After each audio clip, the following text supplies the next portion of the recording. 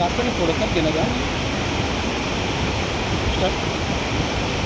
मुंबई महानगरपालिकेला पाणी पुरवठा करणारे 7ही धरण 99% भरले असून मुंबईकरांची वर्षभराची पाण्याची चिंता मिटली आहे. मुंबईकरांना प्रतिदिवस 4,600 मिलियन लिटरची पाण्याची आवश्यकता असते. मात्र मुंबईकरांना सध्या ह्या 7ही धरणामधून 4,100 मिलियन लिटर पाणीचा पुरवठा केला जातो आहे.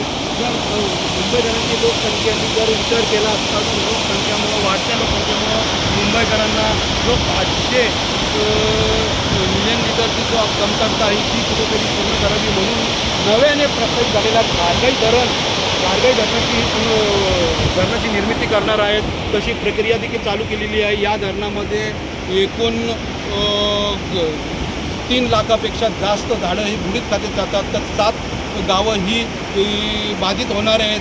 यामुळे मुंबईकरांना जी 4,600 मिलियन लिटरची जी आवश्यकता ती गारगाई धरणातून पूर्ण करण्यात येणार आहे.